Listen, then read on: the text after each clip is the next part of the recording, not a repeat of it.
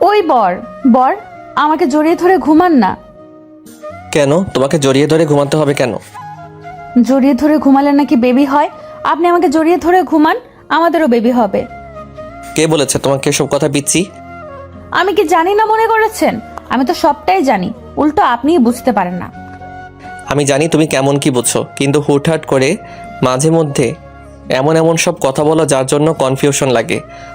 কেন কনফিউশন লাগবে না কেন? আমি তো প্রায়ই এসব কথা বলি। আমি যেটা জানি না সেটা আপনার কাছ থেকে জেনে নেই। আর আপনিই তো বলেছেন যদি কিছু জানার ইচ্ছা হয় তাহলে আপনাকে বলতে, তাহলে বলবো না কেন? বলতে তো বারণ করিনি, কিন্তু হুটহাট করে এমন এমন জায়গায় এমন এমন সব কথা বলে ফেলো যার জন্য আমাকে লজ্জায় পড়তে হয়। আর তুমি কোনো কারণ ছাড়া কিংবা কেউ জিজ্ঞেস না করতে বললেও কৌতূহল বশত ছাড়া কোনো কথা বলো না। এখন বলো, এসব কথা তোমাকে কে শিখিয়ে দিয়েছে আর কে বলতে বলেছে? ঈশান কথাটা জিজ্ঞেস করতেই তুষি হক চুকিয়ে গেল। ও বুঝতে পারলো ঈশান বিষয়টা ধরে ফেলেছে, তাই তোতলাতে তোতলাতে বলল, কই কেউ বলেনি তো। আমার ইচ্ছে হলো তাই বললাম। কেন আমি কি আপনাকে এসব কথা বলতে পারি না নাকি? না, কেন বলতে পারবে না? আমি জানি তুমি এসব বলতে পারো কি না। তাছাড়া তোমার তো বলার অধিকার আছে। এখন বলো, এসব তোমাকে কে বলেছে? না মানে আমার ইচ্ছে হয়েছিল, তাই আমি একজনকে জিজ্ঞেস করেছিলাম যে বেবি কি করে আসে, তাই। হ্যাঁ তাই, তারপর কি? সব সময় এরকম আগেই প্রশ্ন করেন কেন? আমাকে কি একটু সুযোগ দিবেন না বলার? আর বলার আগেই যদি আপনি বাধা দেন তাহলে কি আমার লজ্জা লাগে না বলেন? আপনি জানেন এমনিতেই আমার সব কিছু বলতেই একটু কেমন যেন লাগে আপনার কাছে বলতে। কেন এত লজ্জা লাগে কেন তোমার? কেন লাগে মানে আপনি জানেন না? এসব কথা কি এত সহজে বলা যায় নাকি? এসব কথা বললে তো লজ্জা লাগবে, তাহলে আপনি কেন জানেন না? আর সব সময় আপনি আমার লজ্জাটা বাড়িয়ে দেওয়ার জন্য এসব কথা বলতেই থাকেন, এরকম প্রশ্ন করতেই থাকেন। একদম এসব বলবেন না। আমাকে সময় দিবেন, না হলে কিন্তু আমি বলবো না। আচ্ছা সময় দিচ্ছি, এখন বলো কে তোমাকে কি বলেছে আর এসব মাথায় আসলো কোথা থেকে? আমি জানি তোমার মাথায় এসব কখনো আসবে না, কারণ যেখানে তুমি স্বামীর ভালোবাসাটাকে কি সেটাই বুঝতে পারোনি, আর এখন হুটহাট করে এরকম কথা বলতেছো। ঈশান জানে তন্নিকে এই কথাগুলো হয়তো কেউ শিখিয়ে দিয়েছে, না হলে কারো মুখ থেকে শুনেছে। তাই ঈশান বিষয়টা বুঝতে পেরে ওর মুখের দিকে তাকিয়ে রইল। তন্নি তো লজ্জায় পুরো লাউ ডগার মতো লতিয়ে পড়েছে, ওকে কিছু বলতে পারছে না। ঈশান এবার উঠে গিয়ে ওর একটা হাত ধরে টেনে এনে তারপর বিছানায় বসিয়ে দিয়ে ওর মুখোমুখি বসে মুখের দুই পাশে হাত রাখলো। তারপর ওর চোখে চোখ রেখে বলতে লাগলো, আমি জানি আমার পিচি বউটা আমাকে অনেক বেশি ভালোবাসে। কি হলো, বাসে তো? তন্নি মাথা নেড়ে হ্যাঁ সুযোগ উত্তর দিতেই ঈশান একটা মুচকে হাসি দিয়ে ওকে আলতো করে বুকের সাথে জড়িয়ে নিল ভয়টা কাটানোর জন্য। ও লজ্জা পাচ্ছে, লজ্জায় মুখটা লাল হয়ে আছে। তন্নি পিচ্ছি হলেও ওর মধ্যে কিছুটা ম্যাচুরিটি আছে, আবার কিছুটা নেই, যার জন্য অনেক কিছুই জানে না, আবার কিছু জানার জন্য আগ্রহ ওর মধ্যে সব সময় লেগে থাকে। আর ঈশান বিয়ের পর ওকে অনেক বোঝানোর চেষ্টা করেছিল, কিন্তু যেটা বোঝে না হুটহাট করে জিনিসগুলো কেন্দ্র করে কিউরিসিটি থেকেই সবার সামনে এমন এমন কথা ঈশানকে জিজ্ঞেস করে ফেলে, যার জন্য ওকে লজ্জায় পড়তে হয়। তাই ঈশান ওকে বলেছে যদি কিছু বলার থাকে, কিছু জানতেই হয়, তাহলে যেন একান্ত ওকে বিষয়টা বলে। তারপর থেকে তন্নিও সেটাই করে। তন্নি কথা বলছে না, তাই ঈশান ওর মাথায় হাত বুলিয়ে দিয়ে বলতে লাগলো, কি হলো, আমার পিচি বউটার খুব বেশি লজ্জা লাগতেছে? না মানে আসলে হ্যাঁ একটু লাগতেছে। আগে তো এরকম লজ্জা লাগতো না, আগে তো ঠিকই আমার কাছে দৌড়ে আসতে, তখন লজ্জা লাগেনি কেন? আগে লজ্জা লাগবে কি করে? তখন তো আমি আপনাকে ভাইয়া বলে ডাকতাম, আর এখন তো আপনাকে বর বলে রাখি, তাহলে তখন লজ্জা লাগবে কি করে?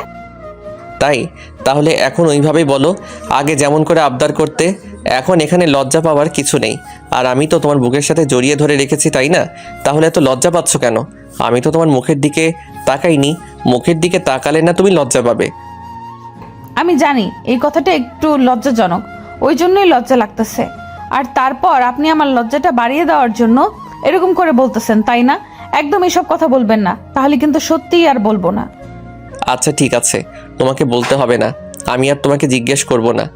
আর তুমিও কিছু জিজ্ঞেস করলে ঠিকমতো উত্তর দিতে পারো না, তাহলে আর তোমাকে জিজ্ঞেস করে লাভ কি? আর তুমি এরপর কিছু জানতে এসো, আমিও তোমাকে বলে দিব না। এই না না, একদম না। আমি বলতেছি তো আমি আপনাকে জিজ্ঞেস করব, আর এখন বলবো, প্লিজ আপনি রাগ করবেন না। আমি একটু সময় দিন, আমি বলতেছি। আপনারা কি ভাবছেন এখানে কি হচ্ছে? তন্নি আর ঈশান স্বামী স্ত্রী, সেটা ওদের কথাতেই হয়তো বুঝতে পেরেছেন।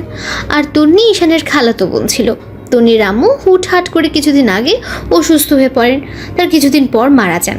তন্নির আম্মু ঈশানকে খুব ভালোবাসতেন, বলতেন বড় হলে ওনার মেয়েটাকেই ঈশানের সাথে বিয়ে দেবেন। আর ঈশানের আব্বু আম্মু তন্নিকে প্রচণ্ড পরিমাণে ভালোবাসতো, কারণ অন্যদের মেয়ে ছিল না, আর ভালোবাসাটা একটু বেশি প্রকাশ পেত। তাই ওদের বাসাটাও কাছাকাছি ছিল, তাই তন্নির ওদের বাসায় যাওয়া আসা করতো। ঈশান ওকে বোন হিসেবে ভালোবাসলো, এখন বউ হিসেবে ভালোবাসে। তো তন্নির আম্মু মারা যেতেই তন্নি অনেকটা কান্নাকাটি করতো, নিজেকে শান্ত করতে পারতো না। আর ওকে একমাত্র ঈশানই শান্ত করতে পারতো। ঈশান জানতো পিচিটার এখন কি দরকার, কি করলে ও শান্ত হবে। আর তন্নি আম্মু মারা যাওয়ার পর থেকে ঈশান ওকে সবসময় বুকের সাথে আগলে রাখতো, সেটা বোন হিসেবেই। কিন্তু একটা সময় বাইরের মানুষ বলা বলি করতে থাকে, এত বড় একটা মেয়েকে এরকম করে বুকের সাথে জড়িয়ে ধরে রাখে, সবসময় বোঝানোর চেষ্টা করে ওদের মাঝে উল্টাপাল্টা কিছু একটা হয়ে যেতে পারে। মানুষের এমন ধারা কথা শুনে তন্নির আব্বু ওকে এখান থেকে নিয়ে যেতে চাইলে ঈশানের আম্মু বলেছিল, ভাই আপনি তন্নিকে কোথাও নিয়ে যেতে পারবেন না, ও আমার বাসাতেই থাকবে। বোন, তুমি বুঝতে পারছো না, এটা হয় না। তোমার ঘরের প্রাপ্তবয়স্ক একটা ছেলে আছে, এখন যদি আমার মেয়েটাও এখানে থাকে তাহলে বাইরের মানুষ নানান কথা বলবে। লোকে যেন কিছু বলতে না পারে, আমি সেই ব্যবস্থাই করব। তুমি মানুষের কথা কখনো বন্ধ করতে পারবে না। আচ্ছা ভাইয়া, তন্নিকে ঈশানের বউ করে নিলেই তো ও এ বাসাতেই থাকতে পারবে, তাতে আর বাইরের কেউ কিচ্ছু বলতে পারবে না। আম্মুর কথাতেই ঈশান অবাক হয়ে গিয়েছিল আর বলেছিল, আম্মু এটা কি করে সম্ভব? আমি ওকে বোনের চোখে দেখি, তাহলে খালাতো বোনকে কেউ কি করে বিয়ে? আব্বু এখন অনেক হচ্ছে খালাতো ভাই বোনের মাঝে বিয়ে, এটা অস্বাভাবিক কিছু নয়। আর তুমি যদি এখন বিয়েতে বারণ করো তাহলে তন্নির আব্বু ওকে নিয়ে যাবে, আর এই মা মরা মেয়েটা একা একা কি করে থাকবে বলো? আব্বু আমি তোমার কাছে রিকোয়েস্ট করে বলছি, প্লিজ তুমি আর অমত করো না। আম্মুর কথাটা ঈশান ফেলতে পারেনি, তার উপর তন্নির মুখের দিকে তাকিয়ে ওকে বিয়েটা করেই নিয়েছিল। বিয়ের পর একটা মাস ঈশান তন্নির কাছে আসেনি। আর ঈশানের আম্মুর থেকে পিছিটা জানতে পারে বিয়ের পর মেয়েদের স্বামীর কাছে থাকতে হয়। তখন তন্নি অনেক কান্নাকাটি করলে ঈশান ওর সাথে ব্যাটেই থাকে। ঈশান তন্নিকে বুকে নিয়ে ঘুমালেও ঈশান ওর সাথে কখনো স্বামী স্ত্রীর সম্পর্কটা স্থাপন করেনি, তাই ওদের মাঝে তেমন কোনো গভীর সম্পর্ক হয়নি। আর ঈশান তন্নিকে মাঝে বলে দিয়েছিল ওর যখন যা প্রয়োজন আর যেটা জানতে ইচ্ছে হয় সেটা যেন ঈশানকে বলে, তাই তন্নিও তেমনটাই করে, ওকে এসব বিষয় জিজ্ঞেস করে। আর আজকেও তেমনটা করলো। কিন্তু ঈশান জানে এ কথাগুলো নিজের নয়, কারো মুখ থেকে শুনেছে।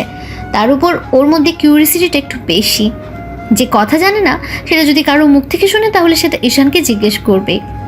তো তন্নি কথা বলছে না দেখে ঈশান ওর মুখটা তুললো, তারপর ওর কপালের ঠোঁট জোড়া ছোঁয়াতেই তন্নি চোখ খুলে তাকালো। তখন ঈশান বলল, কি হয়েছে এখন ঠিকঠাক করে বলতো, যদি না বলো তাহলে অনেক বেশি রাগ করব। আর রাতে কিন্তু তোমাকে বুকে নিয়ে ঘুমাবো না, সেটা কি তোমার জন্য খুব ভালো হবে? এই না না বলতেছি, আপনি খালি সব সময় আমার উপর রাগ দেখান, একটুও বোঝার চেষ্টা করতে পারেন না। আপনার পিচ্চি বউটার কষ্ট হয়, ওই জন্য পিচিটাকে সবসময় বুকে রাখতে চাই, কিন্তু তুমি এমন এমন কাজ করো মাঝে মধ্যে যার জন্য নিজের উপরই খুব রাগ হয়। তার মানে এখনো আপনার আমার উপর রাগ হইতেছে, তাই না?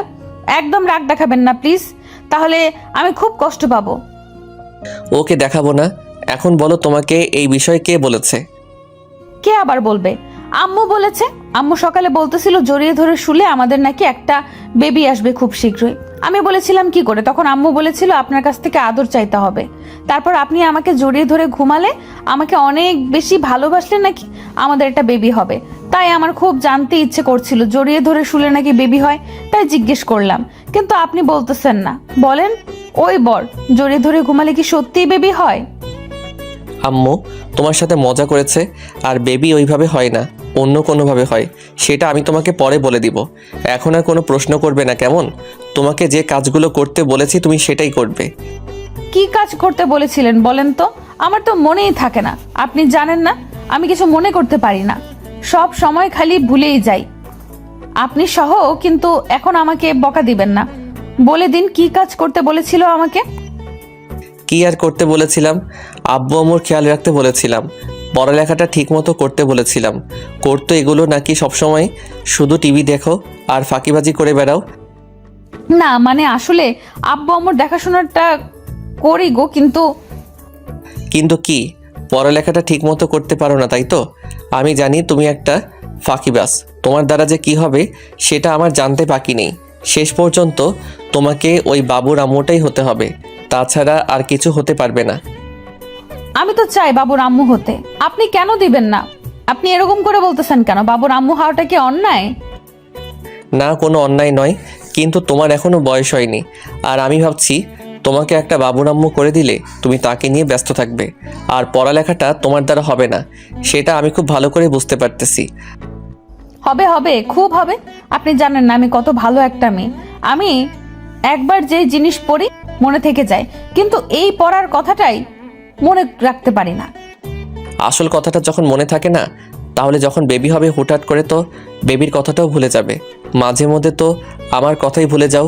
ওই জন্য অফিসে যাওয়ার পর তুমি মনে রাখতে পারো না তোমার একটা হাজব্যান্ড আছে, তার সাথে কথা বলতে হবে, তাকে একটাবার কল করতে হবে, জানতে হবে সে দুপুরে খেয়েছে কিনা। তার জন্য তো সরি বলি, তারপরও আপনি রাগ দেখান কেন? এইগুলো মনে রাখতে না পারলে সেটা কি আমার দোষ বলেন? দোষ নয়, তবে এগুলো তো মনে রাখতে হবে তাই না বলো? মনে না রাখলে কি করে হবে? এখন কথা না বলে যাও, গিয়ে রাতে রান্না করো। বিকেল হয়ে গেছে, এখন যদি শুরু না করো তাহলে কিন্তু অনেক রাত হয়ে যাবে। আমি বাসায় ফিরে এসে যেন দেখি তুমি সুন্দর মতো পড়ার টেবিলে বসে আছো, কেমন? না হলে কিন্তু অনেক রাগারাগি করব। বলতে পারি, কিন্তু আমাকে খুব শীঘ্রই একটা বেবি দিতে হবে। বললাম তো দিব, এখন না পরে দিব। এখন পাগলামি করো না তো। আপনার কি মনে হয় আমি কি অনেক পিচ্ছি? আমি কি অনেক ছোট? এখন আমি ইন্টার সেকেন্ড ইয়ারে পড়ি, তাহলে আমাকে একটা বেবি দিবেন না কেন? কি সমস্যা আমাকে বেবি দিতে? আমি কি সামলাতে পারবো না? লেখাপড়ার কোনো ক্ষতি হবে না, আমি বলতেছি তো। খুব শীঘ্রই আমি খুব ভালো একটা রেজাল্ট করব, দেখবেন। সেটা পরে ভেবে দেখবো, এখন যেটা করতে বলেছি সেটা করো গিয়ে। তো রাতে ঈশান বাসায় আসতে দেখলো তন্নি ওর কথা মতো পড়ার টেবিলে বসে আছে। ঈশান একটা মুচকি হেসে ওয়াশরুমে চলে গেল। তারপর আসতেই তন্নি পড়ার টেবিল ছেড়ে উঠে সে ঈশানকে একটা তাওয়া লিখিয়ে দিল। ঈশান ফ্রেশ হয়ে ওকে বলতে লাগলো, যাও, আব্বু আম্মুকে বলো খাবার টেবিলে আসতে বলো। আমি জানি ওরা আমার জন্য না খেয়ে বসে আছে, আর তুমি গিয়ে খাবার দাও, আমি আসতেছি। তো চারজন একসাথে খাবার খেয়ে নিল। তারপর ঈশান রুমে এসে বিছানায় শুতেই তন্নি পাশে শুয়ে ওর বুকে মাথা রাখলো। ঈশান ওর মাথায় আলতো করে হাত বোলাতে লাগলো। বর, ওই বর শোনেন না, কি হয়েছে বলো পাগলি? বিকেলে কিন্তু বলেছিলেন আমাকে একটা বেবি দিবেন। এখন একদম কথা ঘোরাবেন না, তাহলে আমি অনেক বেশি কষ্ট পাবো। আচ্ছা দিব, এখন ঘুমিয়ে পড়ো। ঘুমিয়ে পড়বে মানে? তুমি আমাকে জড়িয়ে ধরে ঘুমাবে না? তাছাড়া আপনি আম্মু না বলেছিল আমাকে আদর করতে, তাহলে আমাকে আদর করবেন না কেন? আদর কি করতেই হবে? করতে হবে মানে কি? আমাকে এক্ষুনি অনেক বেশি আদর করতে হবে, অনেক বেশি ভালোবাসবেন। যদি না করেন তাহলে কিন্তু আমি সত্যিই কান্না করব। ঈশানের খুব ইচ্ছে হচ্ছিল ওকে আদর করতে। ওদের বিয়ে হয়েছে প্রায় 8 মাসের মতো হয়ে গেছে। এর মাঝে একটা বার ওকে নিজের ভালোবাসার পরশগুলো দেয়নি।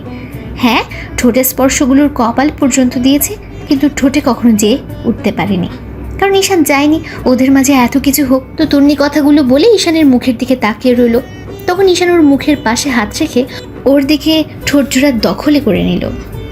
তারপর কিস করতে লাগলো। ঈশানের এরকম স্পর্শ পেতে তন্নি ওর শার্টটা খামছে ধরলো আর রেসপন্স করতে শুরু করলো। ঈশান ভাবতেই পারছে না পিচ্ছিটা ওর সাথে রেসপন্স করছে। তারপর একটা সময় ঈশান ওর ঠোঁট জোড়া ছেড়ে দিয়ে ওর ঘাড়ে আর গলায় কিস করতে লাগলো, যার জন্য তন্নি ঘন ঘন নিঃশ্বাস নিতে শুরু করলো আর অনবরত কাঁপতে লাগলো। ঈশান আবার ওর ঠোঁটে ঠোঁট ডুবিয়ে দিল। তারপর ওকে বিছানায় শুয়ে দিয়ে ওর শরীরের উপর নিজের পুরো ভরটা ছেড়ে দিল। তন্নি ওকে আঁকড়ে ধরার চেষ্টা করছিল। ঈশান বুঝতে পারছে পিছিটা একটু একটু করে উত্তেজিত হয়ে যাচ্ছে। তারপর ঈশান আলতো করে ওর শরীর থেকে কাপড়গুলো সরিয়ে দিতে লাগলো। তন্নি ওকে তখন বাধা দিতে গিয়েও দিতে পারলো না। ভাবতে লাগলো এটাই হয়তো স্বামীর ভালোবাসা। ঈশান ওর শরীর থেকে কাপড়গুলো সরিয়ে দিচ্ছিল আর ওকে কিস করছিল। তারপর ওরা দুজন দুজনকে উন্মুক্ত করে দেয়। তন্নি বারবার ঈশানকে বুকের সাথে জড়িয়ে ধরছিল। ঈশান তন্নির শরীরে কিস করতে লাগলো। তারপর নাভিতে চলে আসলো। তারপর সেখানে কয়েকটা কিস করে, যার জন্য ও ঈশানের চুলটা আঁকড়ে ধরে আর দাঁত দিয়ে নিজের ঠোঁট জোড়া কামড়ে ধরে। ঈশান বুঝতে পেরে তন্নি পুরো পাগল হয়ে গেছে, তাই ওদের শরীরে একটা চাদর টেনে দেয়। তারপর তন্নিকে ভালোবাসে আগলে নেয়। সাথে সাথে তন্নিও চোখের কোনা বেয়ে অশ্রু গড়িয়ে পড়ল। ও ঈশানকে বুকের সাথে শক্ত করে চেপে ধরে। ঈশান জানে ওর ভালোবাসার পরশের পাওয়াইটাও আনন্দের অশ্রু। তো ভালো থাক ভালোবাসা, দেখা হচ্ছে অন্য কোনো গল্পে।